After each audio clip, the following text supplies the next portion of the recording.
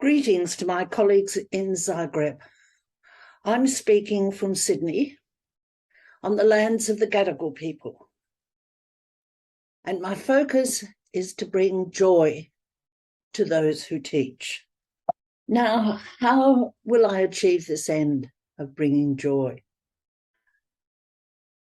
I invoke Beethoven's wonderful final movement to the Fourth Symphony, because although I'm not playing it here, I think that it brings to mind a very positive orientation.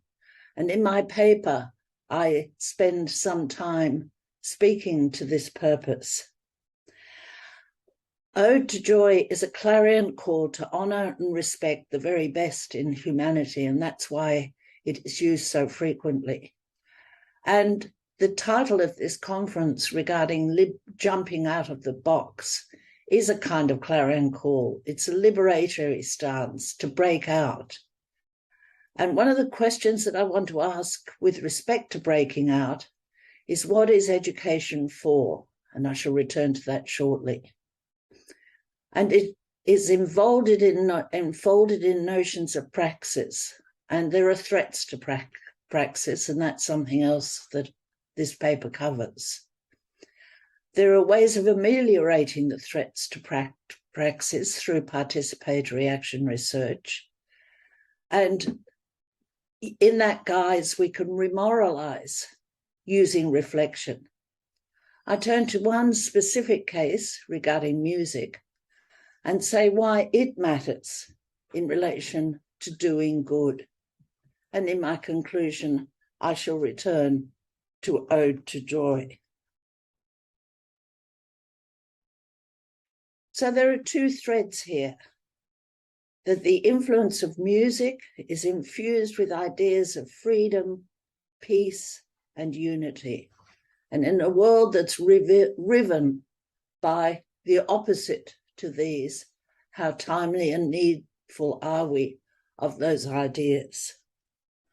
And as I said before, I want to address, and in my paper I more fully address it, the notion of praxis, the moral disposition to act wisely in the interests of the well-being of humanity and the good life.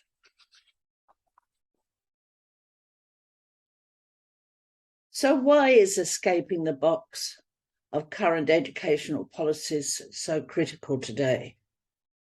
We're in an era of conforming and an increasingly globalized world where interests other than the interests of good educational practice are having a monumental influence.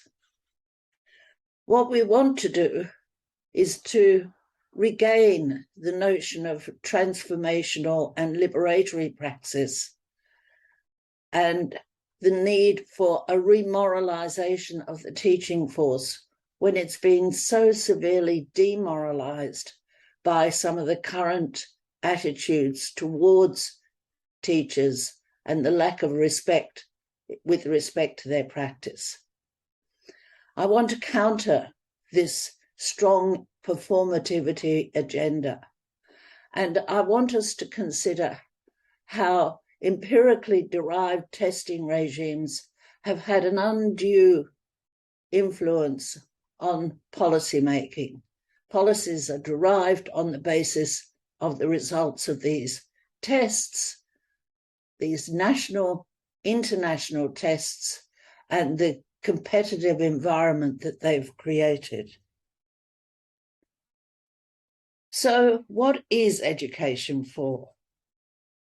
I want to say that this question is never asked enough. If it is addressed, it's addressed in terms of economic rigor. Education is for bringing the specific nation or place into competition economically with those with whom it sees itself to be in parallel.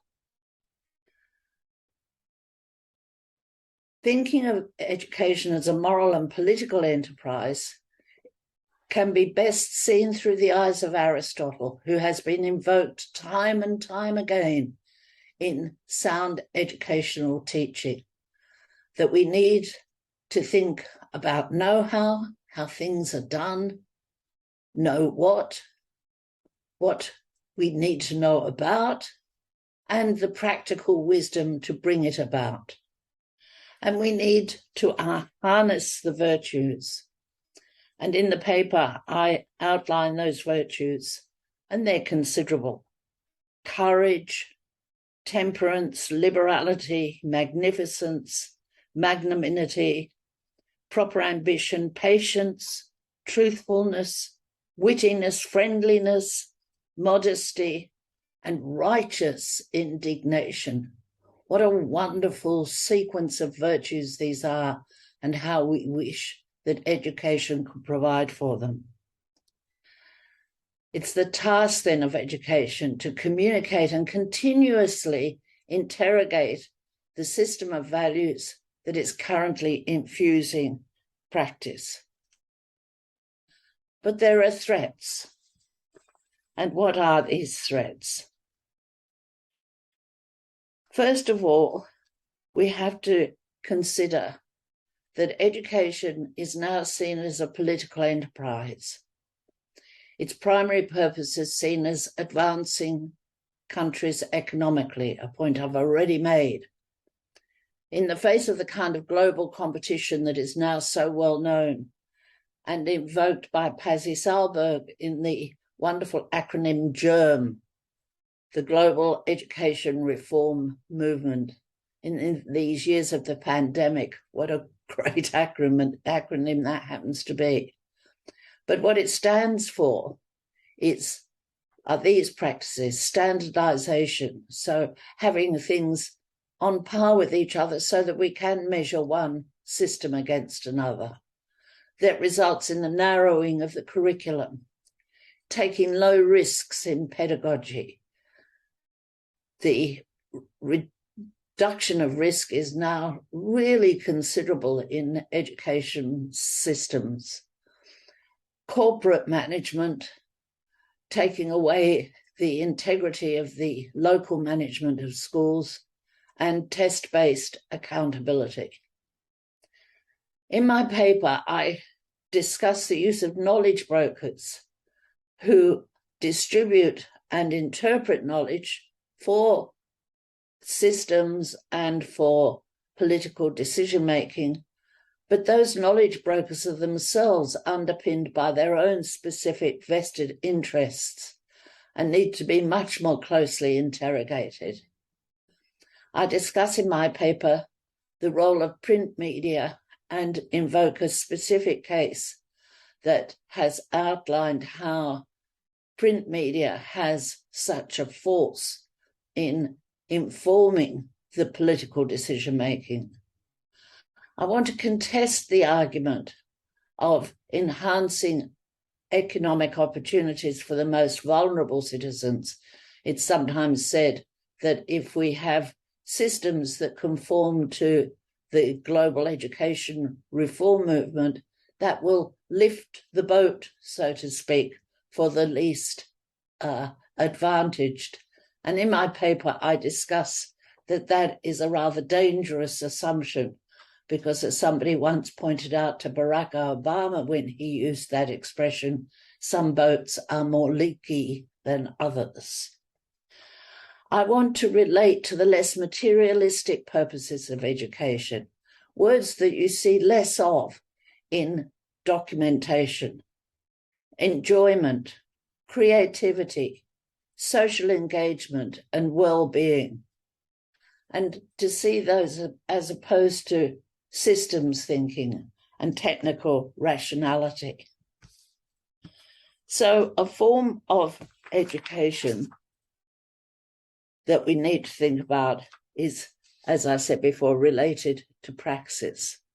So how can enlightened educators resist the threats that I've outlined?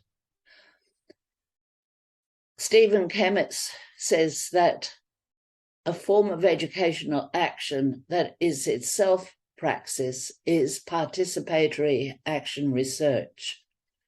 And it's important because it has a voice in the conduct, interpretation, and application of research, rather than research that is done by others on others. It enables research and theory to be generated in the form of political participation, as well as practice participation. All of this requires the reconsideration of the place of evidence, and in my paper, I discuss the forensic stance to evidence, trying to understand what is happening here versus an adversarial position which says who won. It should be informative but not prescriptive, supportive but not judgmental. And that is a very difficult evidence to collect, but it respects local knowledge and their histories. So all of these moves would lead us towards remoralizing practice through reflection. We have to think about professional agency and the requirement for a professional conversation as a form of regenerative dialogue. I hold a position that reflection cannot be undertaken alone. Reflection has to be in the company of others. Otherwise, we can be trapped within the precepts that lie unchallenged in our beliefs about practice. We need to consider inclusion and intention and orientation of those who would participate in such a conversation and what the resulting social and knowledge outcomes might be.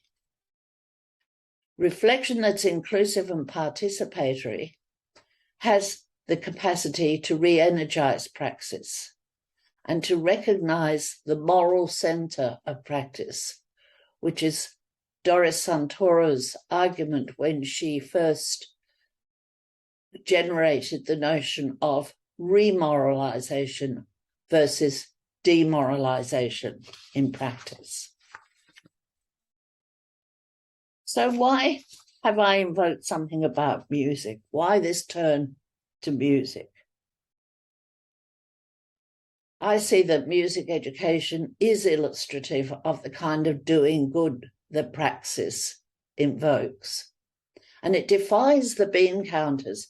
I've reviewed a number of different studies about music education, and attempts have been made by some to reduce the notion of music education to, once again, something that can be an investment in a nation's achievements.